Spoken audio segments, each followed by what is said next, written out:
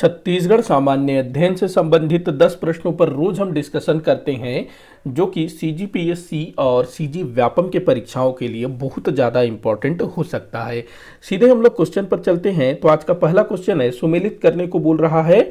एक तरफ जनजातीय विद्रोह, दूसरी तरफ संबंधित शासक। तो देख लेते हैं भाई। तो पहला दिया है परलकोट विद्रोह। तो ये हुआ था महिपाल देव के दरियाए देव लगा रहा हूं मैं, महिपाल देव के टाइम पर हुआ था 1825 में। गेंद सिंह ने इसमें नेतृत्व किया था। दूसरा दिया है मेरिया विद्रोह। ये हुआ था भूपाल देव के समय में 1842। आगे लंबा चला था ये।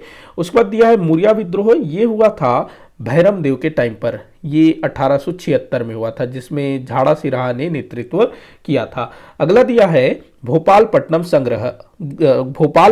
संघर्ष, जो कि दरियाए देव के टाइम पर हुआ था 1795 में।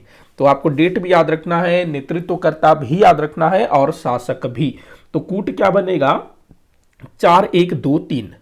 तो जनजातीय विद्रोह से अक्सर क्वेश्चन पूछा जाता है। तो 4 1 2 3 ये जो है आपका आंसर होगा। अगला क्वेश्चन हम लोग देखते हैं, हरेली के संबंध में कौन सा कथन सत्य है? तो हरेली हमारे छत्तीसगढ़ का काफी लोकप्रिय पर्व है। तो छत्तीसगढ़ का प्रथम पर्व माना जाता है। पहला बोल रहा है छत्तीसगढ़ का प्रथम पर्व माना जाता है, बिल्कुल ठीक है। दूसरा कथन है, इसे गेड़ी पर्व भी कहा जाता है, ठीक है ये भी। इसमें मिट्टी के बैल की पूजा की जाती है, ये गलत है। मिट्टी के बैल की पूजा जो है पोला त्योहार में की जाती है। किसमें किया जाता है? पोला। अगला दिया है, इसे दान पर्व के रूप में भी मनाया जाता है। गलत है, दान पर्व के रूप में छेरछेरा मनाया जाता है। यह श्रावण अमावस्या को मनाया जाता है, ये सही है। पांचवा जो है सही है, श्रावण अमावस्या को मनाया जाता है। तो यहां पर पहला वाला सही है, दूसरा सही है और पांचवा सही है। तो 1 2 और 5 सही है, 3 और 4 गलत है। तो सही कथन का चयन करना है। तो 1 और 4 एक मिनट, क्या क्या था? 1 2 5, हाँ 3 4 गलत है ना, तो ये आपका उत्तर होगा द। अगला क्वेश्चन है, हास्य कवि डॉक्टर सुरेंद्र दुबे को किस वर्ष पद्मश्री सम्मान से सम्मानित किया गया था? तो भाई सुरेंद्र दुबे, इनको जो है 2010 में पद्मश्री सम्मान से सम्मानित किया गया था, डॉक्टर सुरेंद्र दुबे।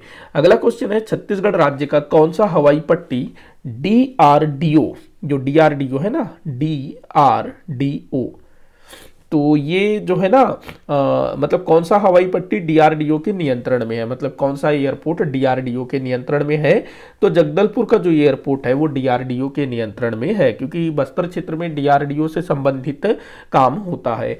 अगला क्वेश्चन है, किस माह में प्रत्येक गुरुवार को लक्ष्मी जी की पूजा की जाती है? तो ये होता है अगहन में। अगहन में ना आप लोगों ने देखा होगा, अगहन ये जो दीपावली के बाद, दीपावली कार्तिक में मनाया जाता है, और उसके बाद जो अगला महीना होता है वो होता है अगहन, जिसको अगहन मार्गशीर्ष बोला जाता है। तो इसमें आप लोगों ने देखा होगा कि प्रत्येक गुरुवार को घरों के सामने रंगोली बनाया जाता है, दिए जलाए जाते हैं और लक्ष्मी जी की पूजा की जाती है। तो ये अगहन में होता है लक्ष्मी जी की पूजा। अगला क्वेश्चन है, सिरपुर के लक्ष्मण मंदिर के विषय में निम्न कथनों पर विचार कीजिए। तो देख लेते हैं लक्ष्मण मंदिर के विषय में। इसका निर्माण 7वीं सदी में हुआ था, बिल्कुल सही है, 7वीं सदी में हुआ था इसका निर्माण।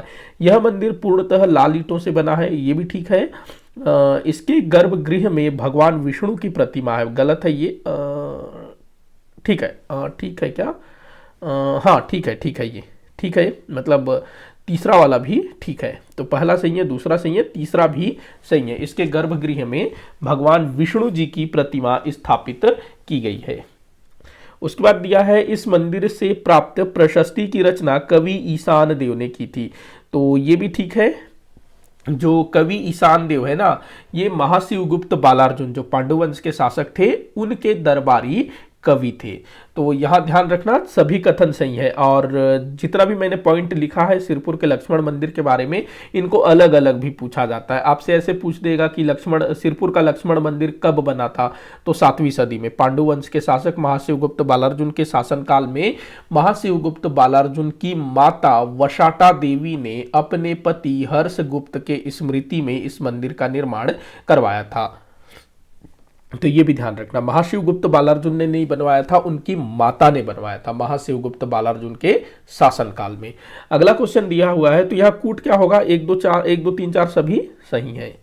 अगला क्वेश्चन देखते हैं, प्रज्ञागिरी की पहाड़ी कहाँ स्थित है? तो भाई ये स्थित है डोंगरगढ़ में। प्रज्ञागिरी की पहाड़ी डोंगरगढ़ में स्थित है। और यहाँ पर ना गौतम बुद्ध की 30 फीट ऊंची प्रतिमा स्थापित की गई है। अगला क्वेश्चन दिया है, ये काफी अच्छा क्वेश्चन हो सकता है। छत्तीसगढ़ के किन साहित्यकारों को साहित्य अकादमी पुरस्कार प्राप्त हुआ है हिंदी भाषा के लिए?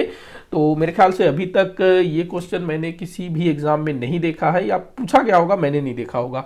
इंपॉर्टेंट हो सकता है। तो किसको किन साहित्यकारों को साहित्य अकादमी पुरस्कार प्राप्त हुआ है, ये आपको बताना है। तो देखिएगा, श्रीकांत वर्मा, इनको जो है इनकी रचना मगध है ना इनकी रचना। तो श्रीकांत वर्मा जो कि बिलासपुर जिले से आते हैं, तो इनको वर्ष 1987 में, कब? वर्ष 1987 में इनकी रचना मगध के लिए इनको जो है साहित्य अकादमी पुरस्कार प्राप्त हुआ। इसके बाद विनोद कुमार शुक्ल जी को वर्ष 1999 में इनकी रचना दीवार में एक खिड़की रहती थी के लिए साहित्य अकादमी पुरस्कार से सम्मानित किया गया था। तो इन दोनों को जो है साहित्य अकादमी पुरस्कार मिला है। आपको टाइम भी याद रखना है। श्रीकांत वर्मा को पहले मिला 1987 में, विनोद कुमार शुक्ल को 1999 में। और श्रीकांत वर्मा को मगध के लिए और विनोद कुमार शुक्ल को दीवार में एक खिड़की रहती थी। मुकुटधर पांडे ये जो है हमारे छत्तीसगढ़ के प्रथम पद्मश्री सम्मान प्राप्त करने वाले व्यक्ति थे। अच्छा, एक नाम और याद रखना, माखन लाल चतुर्वेदी, इनको भी जो है ना क्या कहते हैं, साहित्य अकादमी पुरस्कार से सम्मानित किया गया है। माखन लाल चतुर्वेदी जी को, इनको सबसे पहला साहित्य अकादमी पुरस्कार मिला था माखन लाल चतुर्वेदी जी को 1955 में। तो ये भी ध्यान रखेंगे। तो यहाँ पर दूसरा और तीसरा आपका आंसर होगा श्रीकांत वर्मा और विनोद कुमार शुक्ल। तो ये द जो है आपका उत्तर होगा। अगला क्वेश्चन दिया है, कन्हैया लाल वर्मा द्वारा वर्ष 1915 में किस समाचार पत्र का प्रकाशन आरंभ किया गया? कन्हैया लाल शर्मा 1915। तो इन्होंने भाई सूर्योदय नामक समाचार पत्र का प्रकाशन आरंभ किया। सूर्योदय तो इंपॉर्टेंट है। सरस्वती, इस पत्रिका का प्रकाशन आरंभ हुआ था 1907 से। ये मेरे ख्याल से खैरागढ़ से निकाला जाता था पदुमलाल पुन्नालाल बख्शी जी के द्वारा। सरस्वती नामक पुस्तकालय की स्थापना 1909 में ठाकुर प्यारेलाल सिंह जी ने राजनांदगांव में की थी। सरस्वती पुस्तकालय ठाकुर प्यारेलाल सिंह और सरस्वती पत्रिका ये पदुमलाल पुन्नालाल बख्शी। तो इसमें कंफ्यूज मत होइएगा। अरुणोदय की बात करें तो ये 1921 में ठाकुर प्यारेलाल सिंह जी के द्वारा निकाला जाता था। उत्थान ये 1934-35 में आरंभ हुआ था। 1934-35 में आरंभ हुआ था। ये ना रायपुर विकास परिषद द्वारा इसकी शुरुआत की गई थी। रायपुर विकास परिषद द्वारा इसको प्रकाशित किया जाता था। इसमें शायद सुंदरलाल शर्मा जी का भी योगदान था। तो ध्यान रखना, सूर्योदय कन्हैया लाल शर्मा। अगला क्वेश्चन है, राजा तुष्टिकर का संबंध किस वंश से है? तो राजा तुष्टिकर, इसका संबंध है भाई पर्वत धारक वंश से। राजा तुष्टिकर का संबंध है पर्वत धारक वंश, जो कि देवभोग क्षेत्र में शासन करते थे। देवभोग जो गरियाबंद में है ना, उड़ीसा से लगा हुआ है, तो उड़ीसा का क्षेत्र भी इसमें आता रहा होगा।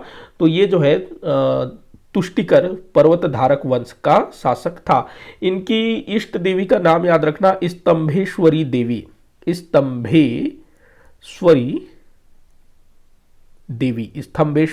देवी मतलब स्तंभ ईश्वरी देवी। तो ये इनकी इष्ट देवी थी। तो भाई इसी के साथ आज का ये वीडियो यहीं पर समाप्त होता है। आप लोग मुझे कमेंट करके बताइएगा कि आपसे कितने क्वेश्चन सॉल्व हुए। किसी भी क्वेश्चन में कोई भी डाउट हो जरूर बताइएगा। वीडियो को जितना हो सके उतना आप शेयर करिएगा, लाइक करिएगा, चैनल को सब्सक्राइब करिएगा। वीडियो को आखिर तक देखने के लिए बहुत बहुत धन्यवाद।